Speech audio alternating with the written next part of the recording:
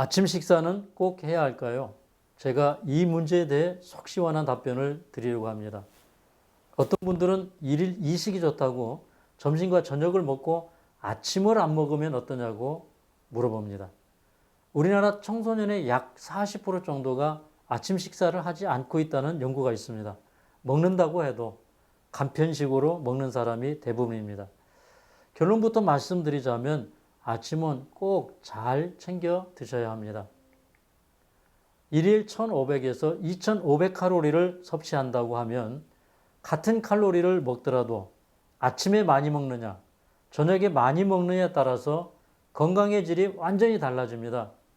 제가 아침을 꼭 먹어야 하는 세 가지 이유를 말씀드리겠습니다. 첫째, 아침 식사는 만성질환을 예방하는 데 큰 도움이 됩니다. 아침을 안 먹기 때문에 저녁 과식을 하게 되고 이로 인해 수많은 만성질환이 생기는데 그 대표적인 게 당뇨, 고혈압, 뇌졸중, 갑상선 질환, 관절염 등입니다. 하버드 공중보건대 연구에서 성인 남성 29,206명을 16년간 관찰한 결과 아침을 굶는 사람의 당뇨병 발생률이 21%나 높았습니다. 당뇨병에 안 걸리려면 아침을 먹어야 한다는 결론이 나옵니다.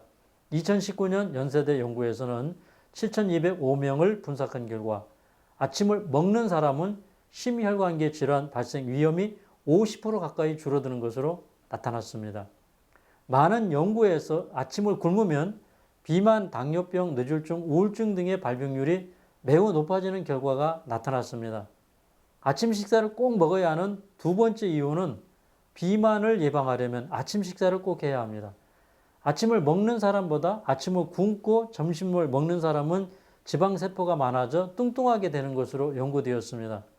아침을 안 먹으면 점심, 저녁에 폭식을 하는 것도 문제이지만 아침을 잘 먹는 사람이 장내 건강한 유익균이 증가하여 살이 찌지 않게 됩니다.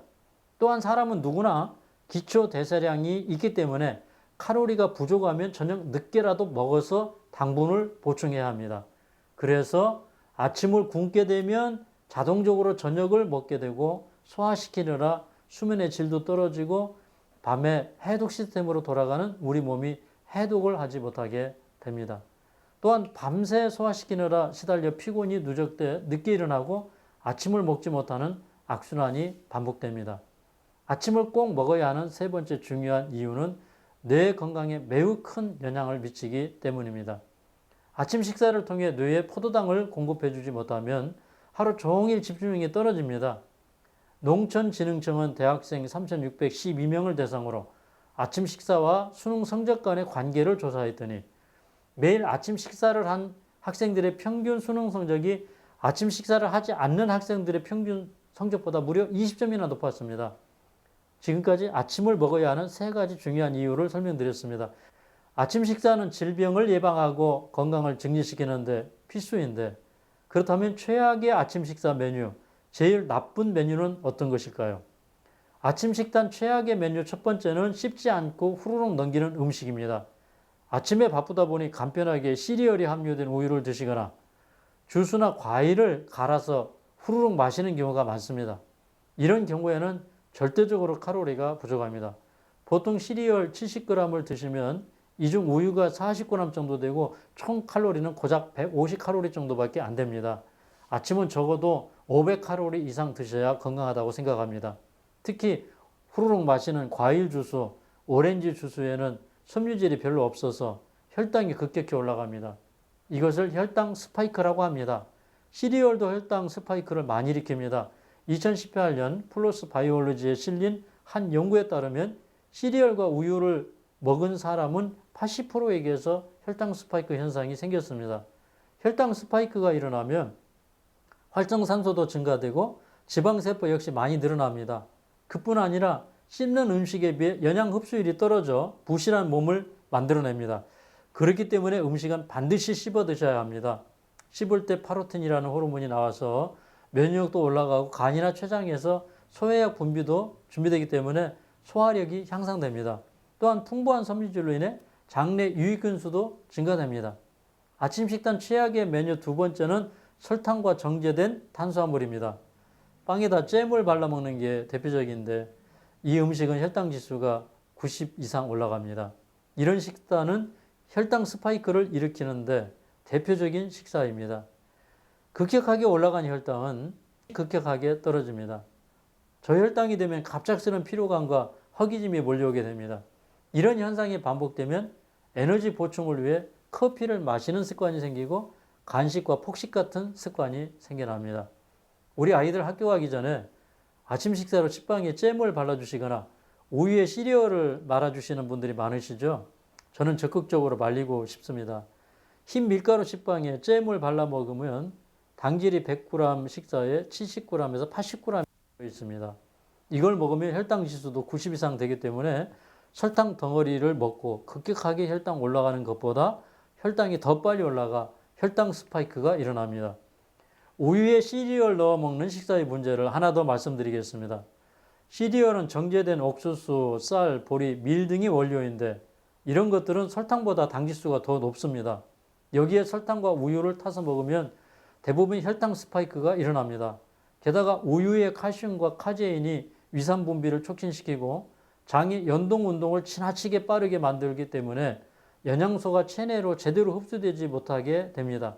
이런 식사는 문제가 많기 때문에 아침 식사로는 추천드리지 않습니다.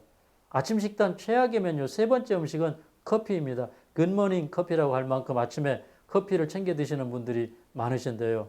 공복에 커피 마시면 위산 분비를 자극해 속이 쓰리게 됩니다. 또한 식도 관략근이나 위장 유문근을 약화시켜 위장병이나 소화불량을 만들어냅니다.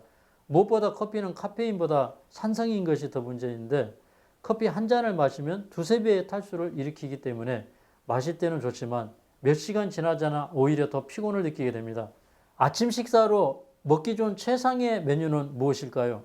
혈당을 천천히 올리는 통곡물 음식이 좋습니다.